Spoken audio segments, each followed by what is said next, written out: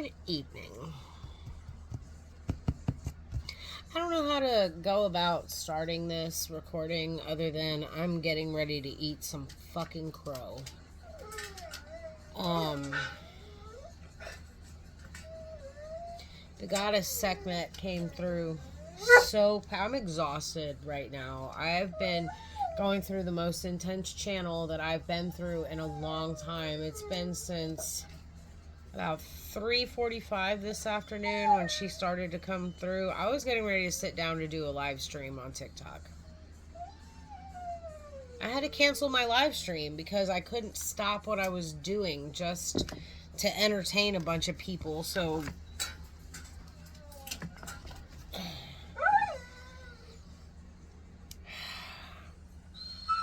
all right, the photo that I took of the collective cards that I pulled for the live stream was the solar plexus, wisdom of the solar plexus. And at the bottom of the deck, spacious mind and soul.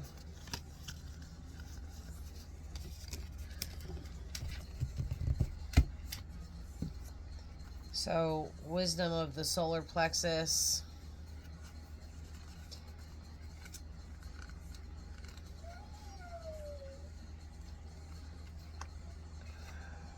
Sorry.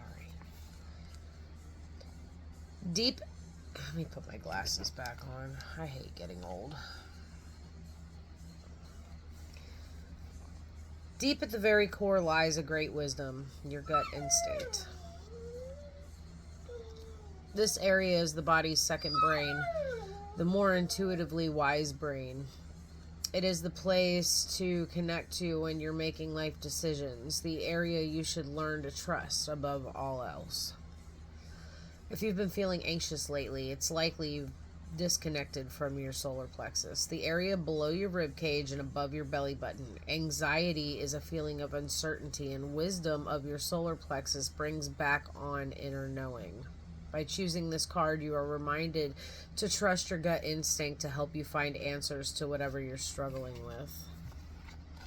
I've been struggling with quite a bit the last couple weeks. I'm just going to say that since the last full moon, I went on this tirade about the moon, which eventually led into sacred rage. And then the hero's gamos started to manifest, and there was this whole thing about balancing energies.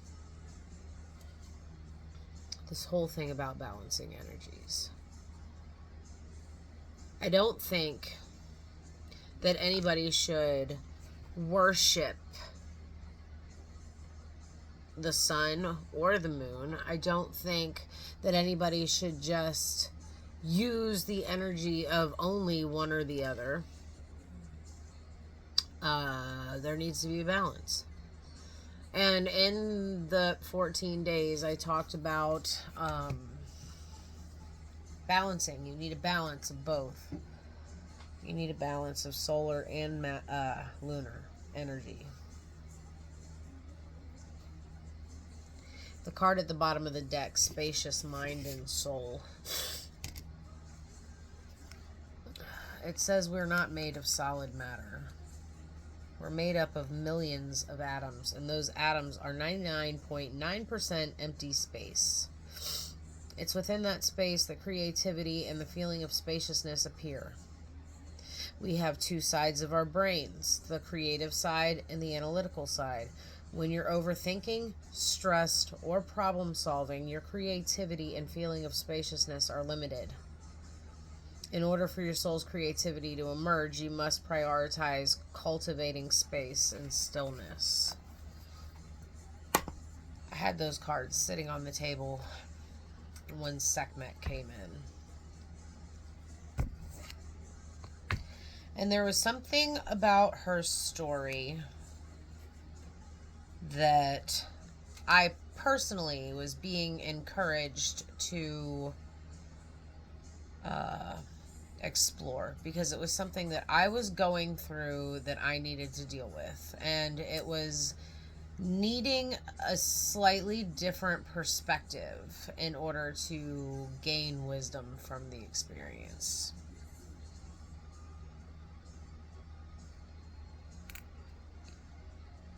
The consciousness of the sun is trying to plug back in after the war.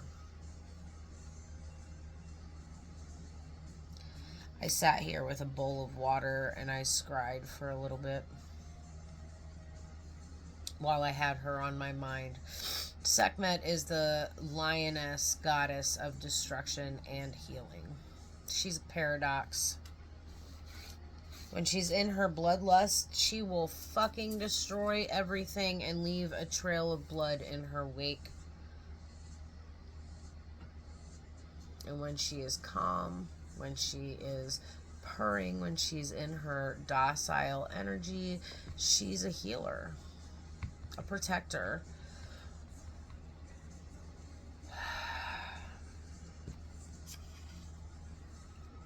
Accessing deep wisdom through personal power, not just force, but enlightened strength.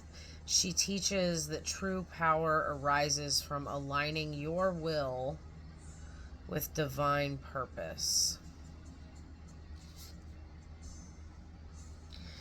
The story, and forgive me if I don't get it quite right, I'm tired.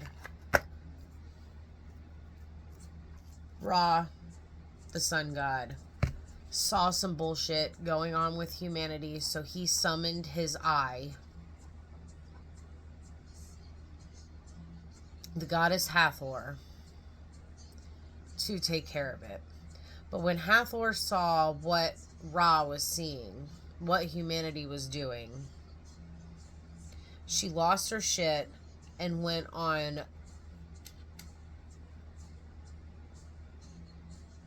a rampage. She went ballistic. She lost her ever-loving mind. Well, during that rampage, she liked it. She liked it a lot. In fact, the gods all came together and they were claiming that her bloodlust was becoming unstoppable and that they needed to do something about it. So they came up with a scheme to get her to relax. Since she was so bloodthirsty, they devised a way to trick her.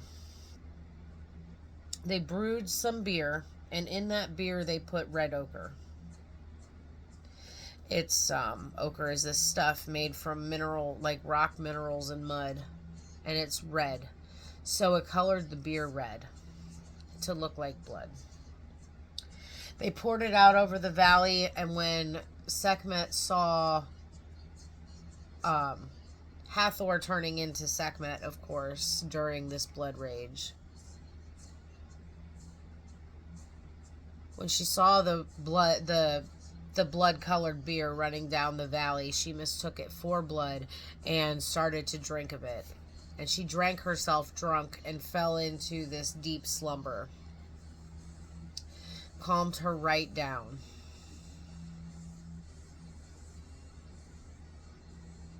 The war was over. And when she woke up, she returned back to her natural state of Hathor and, positioned herself back where she needed to be.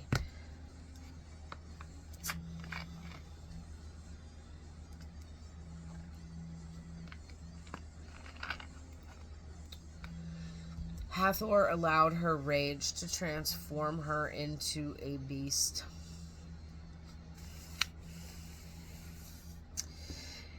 In her rampage as the Eye of Ra, her unchecked solar plexus fire, the wrath and destruction, threatened to consume everything.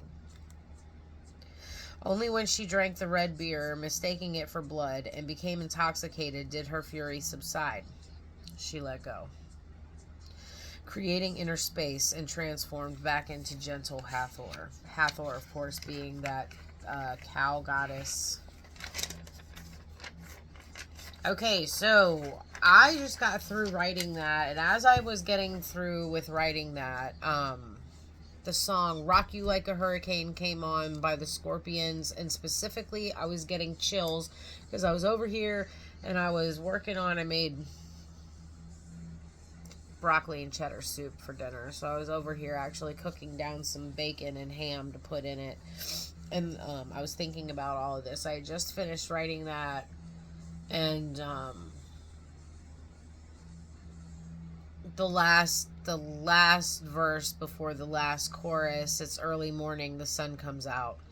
Last night was shaking and pretty loud. My cat is purring, it scratched my skin. So what is wrong with another sin? The night is calling, I have to go. The wolf is hungry, he runs the show. He's licking his lips, he's ready to win. On the hunt tonight for love at first sting.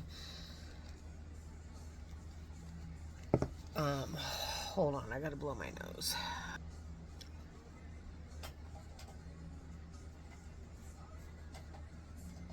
Burn away what limits you, then expand into soul freedom. I started scrying in this bowl of water. And I saw a crescent moon, and I was like, there's Hathor. The cow horns cradling the sun disk.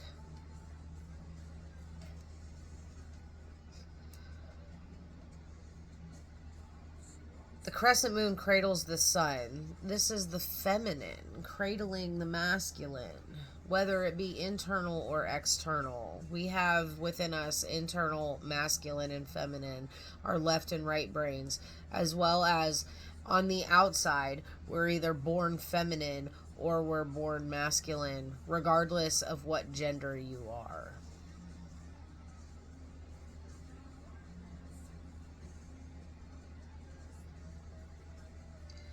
Sat here for a minute with that. Then I saw the sun rising in the moon's shadow over the pyramids. What is that? What is that? I mean, I had an idea. The sun being the masculine and the moon's shadow, and the pyramids are symbols of enlightenment.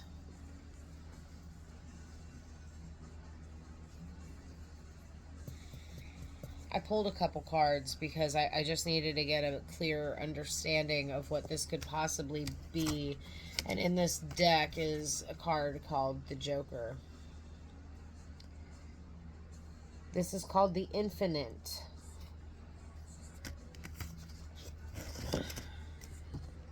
And with it was the Eight of Wands.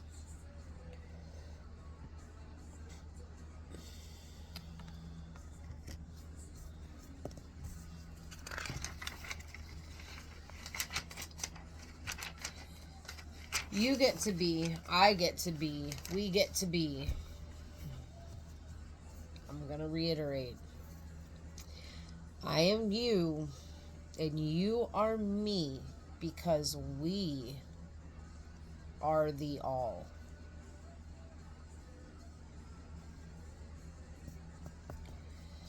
We get to be the change that we want to see. The Eight of Wands. Whatever it is that we've been fighting for is beginning to gain momentum. And right now I'm seeing the Morrigan standing. Her back is facing me as she's wearing dark cloak. She's staring out into a battlefield of dead bodies, getting ready to charge on to more with her crows. That's for somebody. The song 46 and 2 comes on the radio just as those cards came out. The song's by a band called Tool. This is humanity. This is what the song's about. This is humanity at 44 plus 2 chromosomes stepping into 46 plus 2. 44 plus 2 is 46 chromosomes. That's the basic human. 46 plus 2. The human plus the Christ consciousness. Or Buddha, whatever you ascribe to. This is the next stage of human awakening, shedding the old skin, embracing the shadow, and integrating it to evolve. The old cycle ends in shadow. The sun is rising in the shadow of the moon. The old cycle ends in shadow. The new dawn, radiant within. The fight, what we've been fighting for. The inner and the outer battles, the internal and the external battles, have reached a tipping point. We are now the architects of this dawn. It's already in motion. I'm hearing New Earth, New Jerusalem, whatever you want to call it. We, the awakening ones that are at this stage right now, we are the architects. Everybody else is going to catch up, and then they're going to get to go through this whole energy themselves. This is a process of human evolution. This is just how it works. We all go through it in our own time. Look.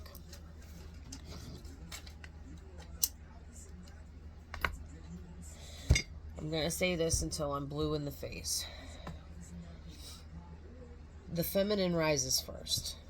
Not to dominate, but to clear and to cradle.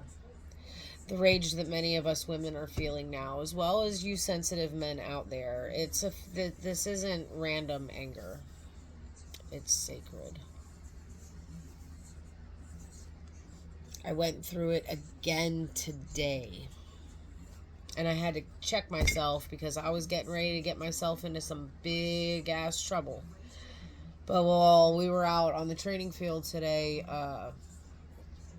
the people that live next door to where we train at, their German Shepherd puppy, well, she's like 2 now. She escaped out of their fence just as me and my dog were walking down the fence line. She came out, she bit my dog on the leg, and Sybil was like crying. I thought something was wrong, and I'm like looking for it everywhere, but I think she just got her ego hurt that she didn't see that dog coming. But I was pissed. Like, like we've been training here for how long now? And, a little bit of common sense goes a long way. Keep your dogs inside while the other dogs are out there. For the safety of everybody involved. Because I would hate it if his dog got through while everybody was training and something bad happened. I would hate that. I would also be really upset if she came through while, like a aggressive dog was coming through and a fight happened. And somebody else got hurt. Like her. I would hate that. I had to check myself today because I was so pissed. I mean, it's always, when the dog is bad like this, it's usually the owner's fault, 100%. And this is, she doesn't leave out of the driveway, but she still has, free reign to get through the fence, and it was a whole thing. So I had to check myself. This is sacred anger. This is the anger that burns. This is Sekhmet's destruction. Because we've had enough. It's her hurricane shaking loose centuries of imbalance. Centuries. Sun worship without moon honoring. Masculine drive without feminine receptivity. Doing without being.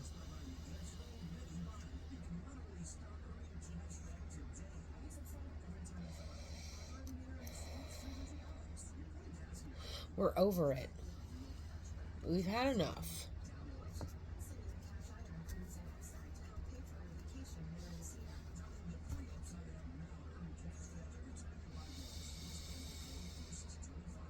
That rage is the precursor to true integration. I had to check myself today.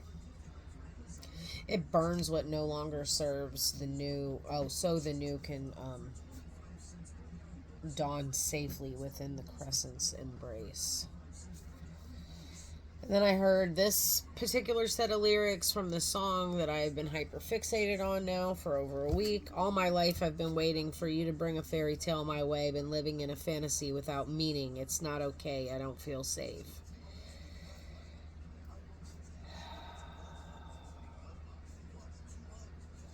It's not going to feel safe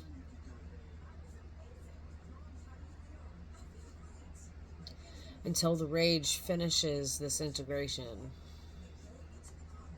And then I heard Come Together Right Now over me by the Beatles. This myth is playing out right now inside of all of us.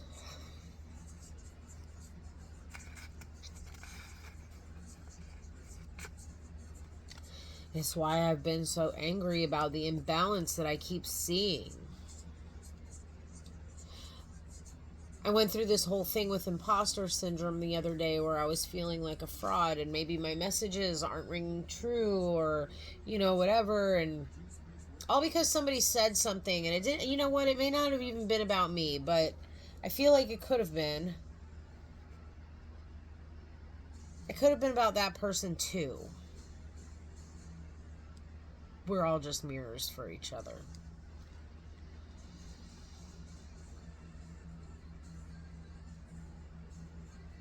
So I went through this whole thing with this imposter syndrome. I realized, well, duh, ye of little faith. This has nothing to do with you. It's the energy.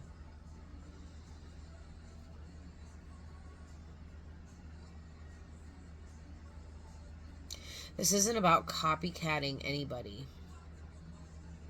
We all have our own flavor on the perspective. Sometimes we're inspired by somebody else's work. Sometimes that inspiration turns into rage. Hello, Queen of Wands reversed.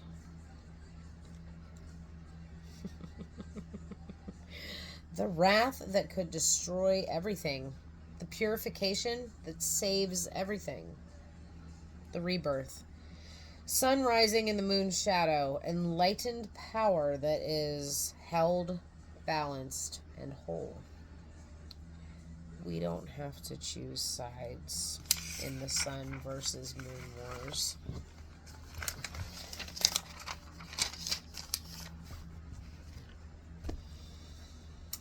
We don't have to choose sides at all. The moon is a mirror of the sun.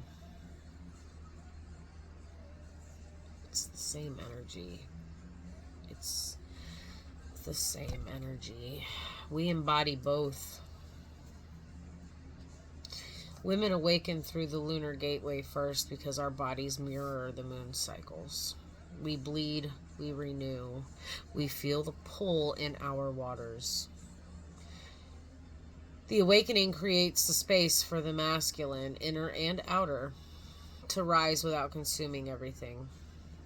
Men often access the solar codes more directly. But without the cradle, it becomes an endless conquest. Balance isn't compromise. It's Heroes Gamos, the sacred marriage, where power is fierce and gentle all at once. Rage is holy. It's the shadow shedding skin. 46 and 2. My shadow shedding skin. Knocking at the door, it's the pyramids reminding us enlightenment isn't escape. It's full embodiment of light and dark, fire and water.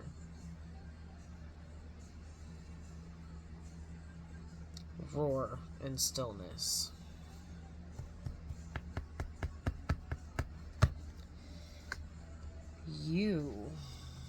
We get to be the change.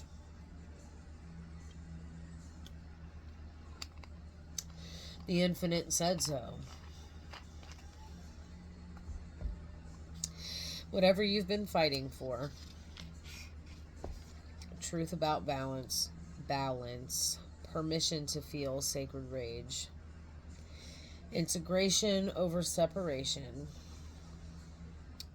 it's already gaining momentum.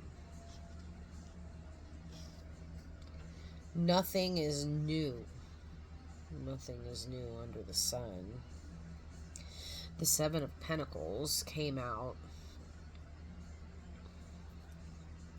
Again, I'm looking for more clarity. So the Seven of Pentacles showed its face.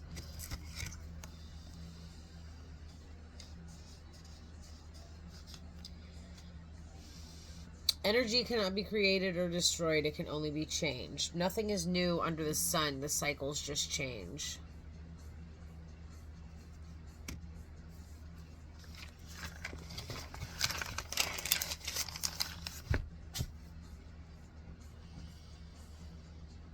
The Hanged Man was underneath the Seven of Pentacles. I saw the Hanged Man after hearing, be patient, you've never been this version of yourself before. I saw the Hangman. The Hangman said, don't leave me in suspense. And then I heard the turning of things upside down shall be esteemed as the potter's clay. Isaiah 29 verse 16, verse 16. I saw the runes MYX. Manaz, it's the rune of humanity and the self. The Y is Jira. It's about harvests and cycles. And the X, that's the crossroads rune. The Y is also a crossroads. So X, Gibo or Gebo, that's a gift or an exchange. I had to look these up. When I saw it, I saw my X chromosome.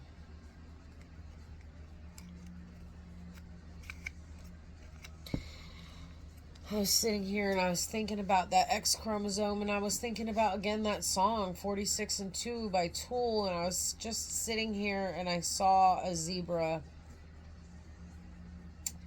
and the zebra was wearing a bridle, and it had this big fancy floral headdress.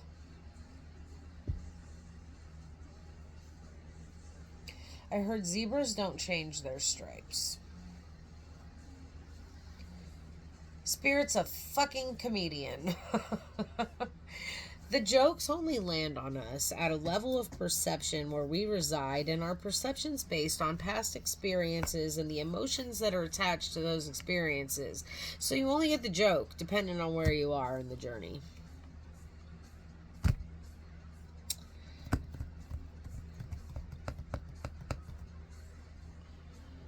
Shout out to my friend.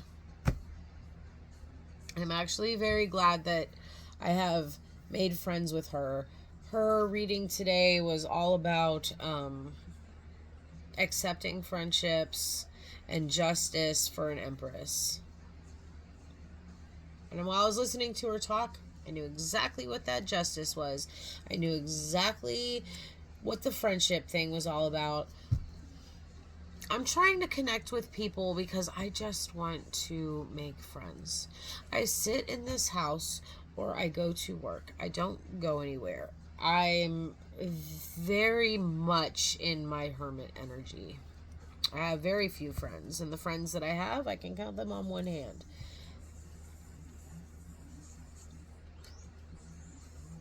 Those are the friends that I have in the physical. In the digital, I mean, you guys see my life here. I think you're all my friends, but only a few people have I been able to actually connect with. I've tried connecting with some others in the past, and I just can't get that reciprocation. The conversation. I'm not looking for small talk. Like, I want to dive into these conversations with people. I'm sick of talking to my kids, and I'm sick of talking to Adam. And I mean, I can talk to my dogs about it all day long, and I can sit here with ChatGPT or Grok, and like, I can research all day long, but actually having a meaningful conversation with like-minded individuals, I just wanted friends. And if some of them had just shared that intimate space with me, like, they would have I think also been enriched and blessed by our relationship in a whole new way.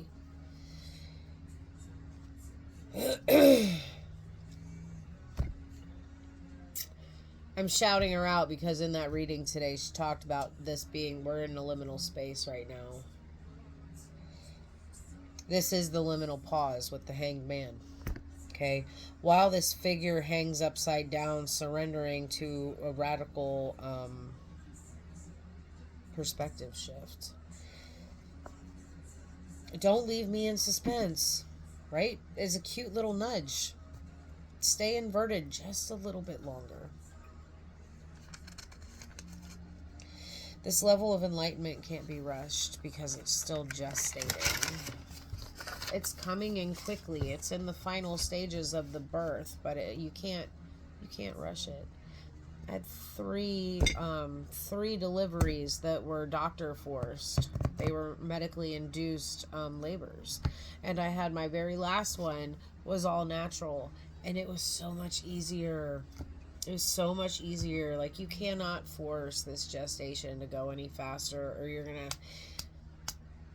hit brick wall after brick wall. Those, the labor pains that they talk about in the book of Revelation, that's it, baby. You can't force enlightenment. Enlightenment is an ongoing, infinite process. No matter how many times you come back to this planet, you are going to live another big cycle, and within that big cycle are going to be a bunch of little itty bitty cycles.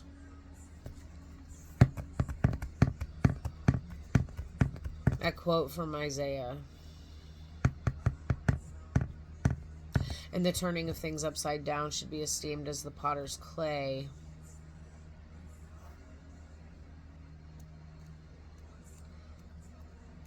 It's actually a rebuke to human arrogance. In the following words, it talks about how can the creation claim, or okay, so it's a rebuke to human arrogance. Claiming that the created thing can deny or outrank its creator. I say that me and you are gods. We are our God, and we should only be worshiping ourselves through self-love and praise and affirmations.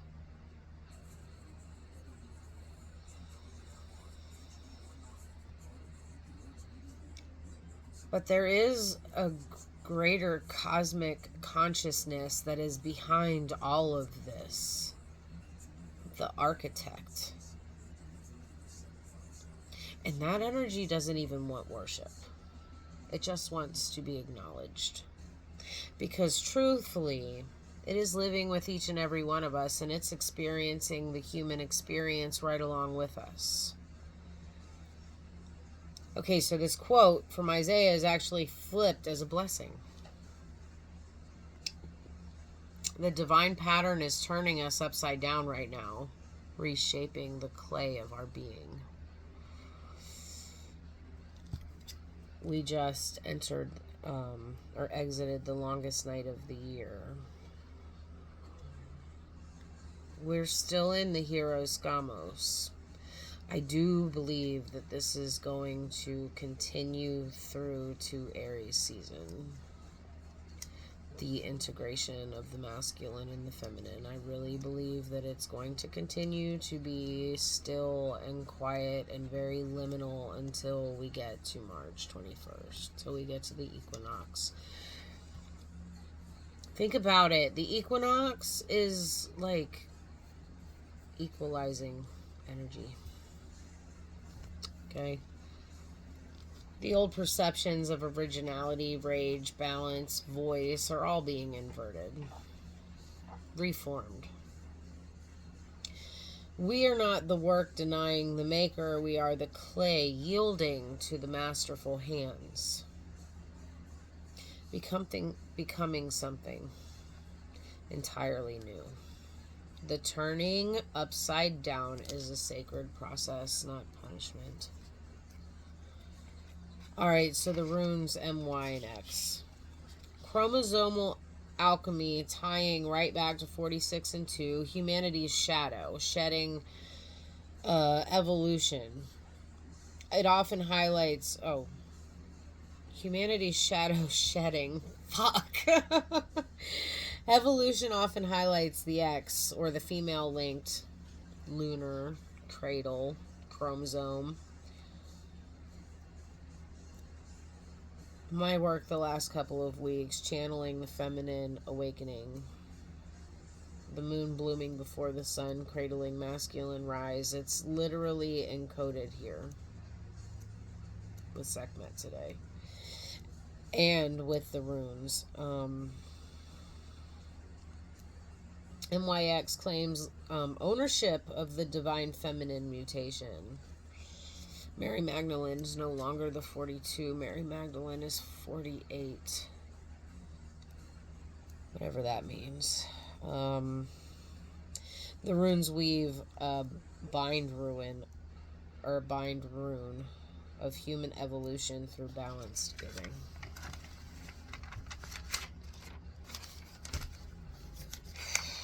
And this is it. This is the end of this notebook. So we get to start a new one whenever I'm able to actually do a reading again. The zebra, bridled with fancy headdress.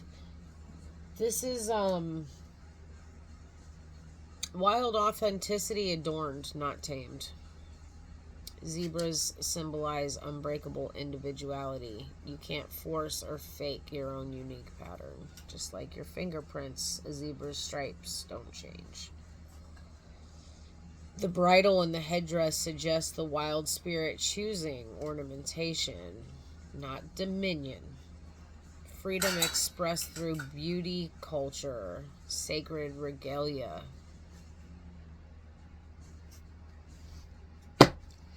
Sekhmet interrupted my whole afternoon because sovereign authenticity is breaking free.